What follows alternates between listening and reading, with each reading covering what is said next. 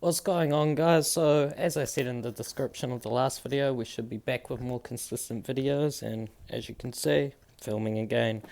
So it's looking like we may be able to put the gearbox on tonight. I've got a couple mates on the way to help me lift it on. I managed to sort out the gearbox fluid and clutch fork today. I mentioned in the last video that I was missing the clutch fork. So what I'll probably end up doing while I wait for my mates is just time-lapse me cleaning up the clutch fork, then trying to throw on the thrust bearing or release bearing, whatever you want to call it. And yeah, we'll get into it pretty much. If the mates want to be on the camera, I'll introduce you to them, but who knows? See what happens. Let's get into it. Cool.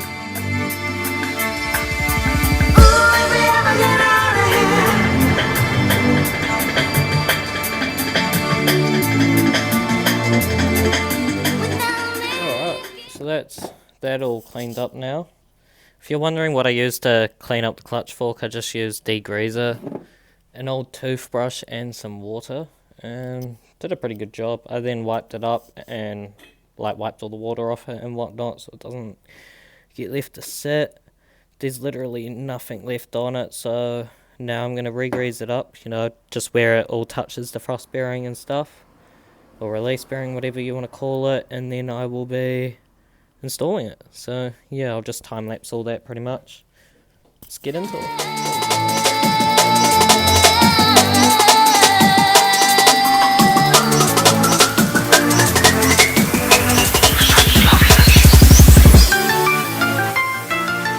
Sick. Now that I've got the clutch fork on, I can pretty much start trying to chuck on my release bearing. I've greased up each end on it and the little dimple, whatever you want to call it, behind it.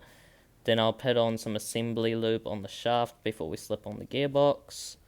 And it should be good to go. Still waiting on my mates to get here, but once they're here, everything should be smooth sailing. So yeah, mint, let's go. So I've quickly realised when going to put my release bearing on that I was supposed to put it on to the clutch fork before installing the clutch fork. I thought it was one of the other types, but I guess not. All good. So I'll just quickly undo the clip. Oh, I've already undone the clip on it, but yeah, here we go.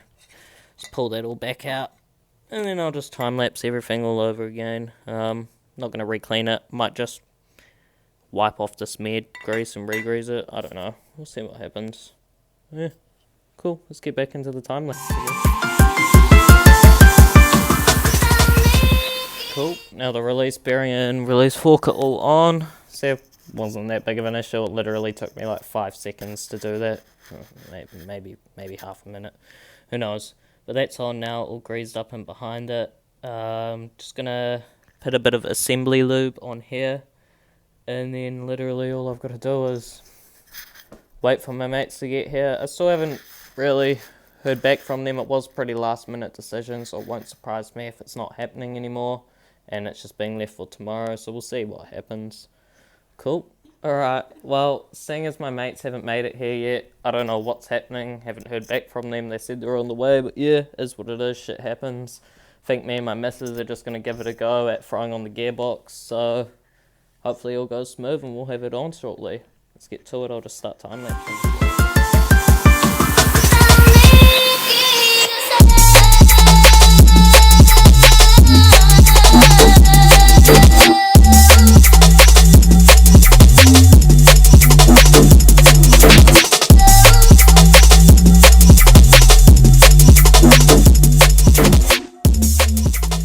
Well, unfortunately, I found out I have to take out half of the, all the passenger side lower control arm bullshit and the sway bar, like the front sway bar, before I can even put the gearbox on.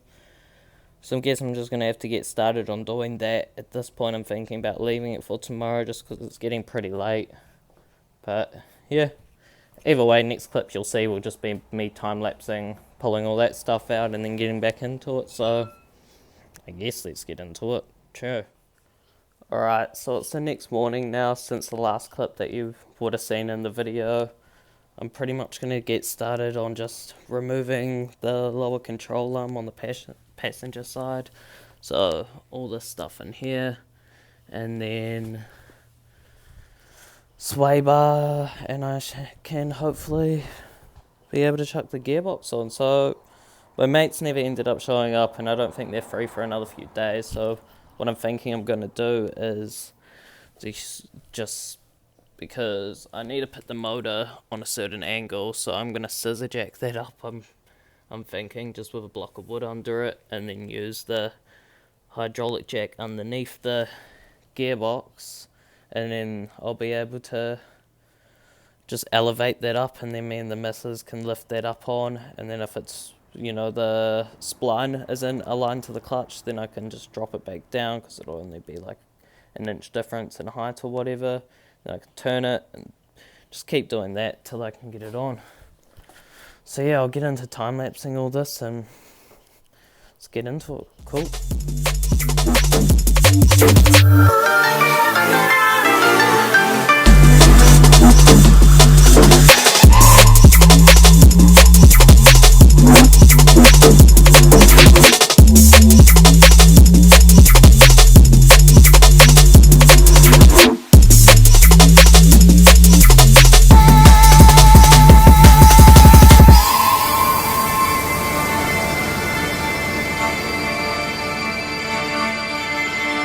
Spaceless and timeless,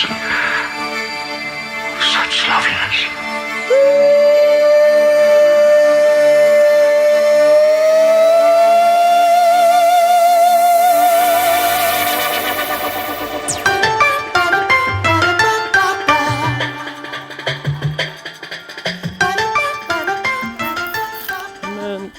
So it's looking like I can start getting ready to put the gearbox in.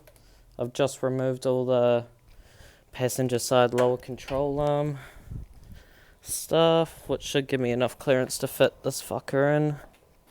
So yeah, see how everything goes. Hopefully it all fits at mint. I'm pretty much just gonna time lapse everything and not talk so much anymore, just so I can get it all done really, because yeah, I want the gearbox in this thing. Cool.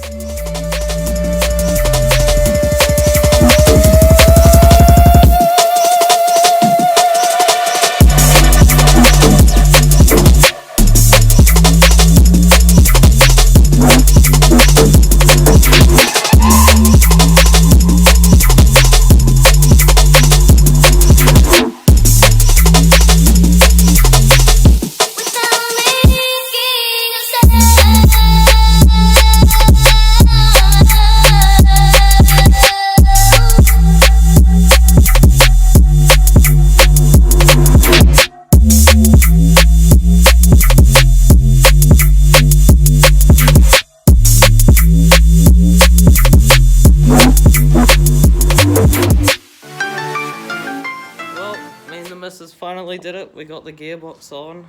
Was a bitch of a job. Took a bit longer than expected, and yeah, just got pretty stressful, but it was what it was. I'm not sure how much of it actually got caught on camera, considering my phone died halfway through. Well, for all I know, halfway through. But there's first looks at it with the gearbox back on. Very nice. And if you hadn't noticed, I've replaced all the vacuum lines and boost lines and shit in here, because they were all the old factory black ones which have been cracked. So yeah, that's been nice. Now I just have to bolt up the rest of it, like the lower control arm shit. And yeah, just get to it really. So that's sick. Alright, so since that last clip in the video, it's been about like a week and a bit now. I was recording me bolting up the lower control arm, set up the K-frame and all that, like I said in the video, but my phone ended up dying during that. So here's where everything's at now. As you can see, I've got the K-frame on, the front mount, top mount, and all the lower control arm stuff back in. It's pretty much ready to bolt the axles in and fill up with gearbox fluid. And if you don't follow the Instagram, you probably won't know, but I had the boys from Novus come around and replace my windscreen. So that's mint. It was $380 all up, including install, and they came out to me, so that's pretty solid, can't complain. But yeah, from this point on, I've just got to get the axles in. I've got the starter motor and that already in. Unfortunately, phone died, so yeah, that's not on video, but it's pretty straightforward on how to chuck a starter motor in. So I may as well get to time-lapsing me filling up the gearbox, and then who knows, might chuck the radiator and shit in and maybe start it, or I'll leave that for another video or something. But yeah.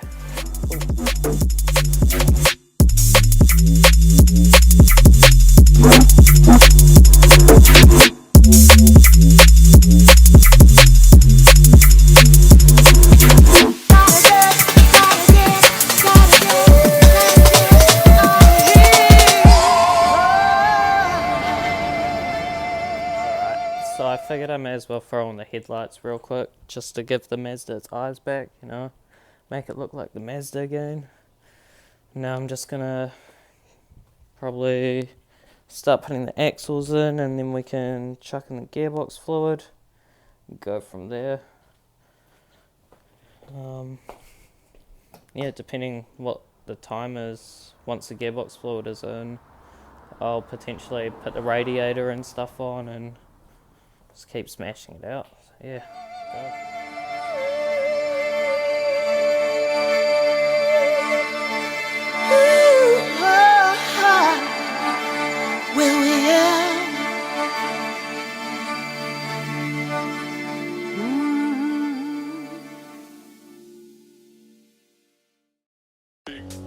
Baseline sound, big bad baseline sound, big bad baseline sound, big bad baseline sound. So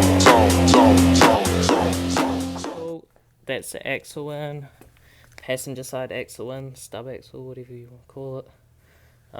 Obviously still need to tighten up all that, but I got to do all the brake setup and shit first.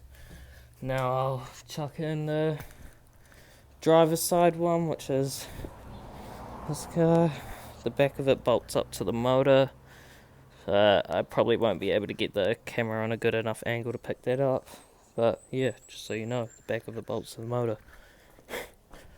Alright, let's get into it. Watch the first line route, boy. Yo, what? Bump and grind. This one there make you bump and grind. Move to the left, girl, move to the right. Step on the line when you bump and grind like. Yo, bump and grind. This one there make you bump and grind. Big bass line make you bump and grind. Left to the right, you a bump and. Yo, madman ting. Rock out to the gangman ting. Big money sound of the champion ting. Left to the right, we a skank and ting. No, so we really have a vibe and ting. Man, come to get the place hype and sing. Anytime. So that's the driver's side axle all in place now. I just need to bolt it in the back to the motor, where I was showing you on it. And then that's all good to go. I just need to bolt up the brakes and stuff. But now I'm gonna chuck in the gearbox fluid because I don't know, I'm impatient and I want it in. So yeah. Man, come to get the place hype and sing. Anytime man say shoo, I make the crowd jump and sing like. Step on the line, pull it up and rewind. Yeah, we have a party all night. Don't know that I got that vibe. Yo, everything nice. Just wanna make you dance all night. Pull it up and rewind. Don't know that I got that vibe. Big bad baseline sound, big bad baseline sound. So that's the main transfer carrier filled up now. It holds 2.6 litres of 75W90. I just followed what the workshop manual says to do. And now it's time to fill up the trans axle just back there. You can't really see it, but yeah. I think there was either like half a litre or a litre or 1.5 or something. I don't know, I'll tell you after I've filled it up. Cool. Yo, bump and grind. This one there make you bump and grind. Big bass line make you bump and grind. Left to the right you a bump and. Yo, madman ting. Rock out to the gangman ting. Big money sound of the champion ting. Left to the right we a skank and ting. Now that that's all filled up, it was just half a litre like my initial guess was, but now that that's all filled up, I can get into piecing the rest of it together. Still got a bit of daylight, so yeah, I might try to get the radiator and intercooler piping and whatnot on. Just noticing a little drip. I might need to push in my driver's side axle a bit more. So yeah, I can see it. Yeah, it's got like an every now and then drip that I'll sort out. So yeah, let's just keep on going. Alright, so it's the next day now. I pretty much just, I don't know, I got tired last night and just packed up. It got a bit late.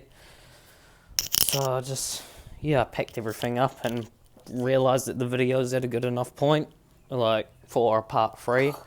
And basically, from here on, I've hidden the axle as far in as it needed to go. Now it's not dripping oil anymore. And basically, from here, all I've got to do is bolt up my radiator, intercooler, change the engine oil, and etc. So, I think I'm going to call this video it here, just because it's smooth sailing from this point on. Make a part 4 and call that it. And then we can get like driving vids and whatnot of this car and get it out there. But yeah, cheers for watching. I hope you enjoyed the video. Sorry that it's a bit like all over the show. Give us a like and a subscribe if you did enjoy it. Would be dope. It pushes boosts the channel up quite a lot. I know it doesn't seem like it pretty much because every YouTuber says it, but there is a reason why every fucking YouTuber says it. So yeah. Give us a like, give us a subscribe. Cheers.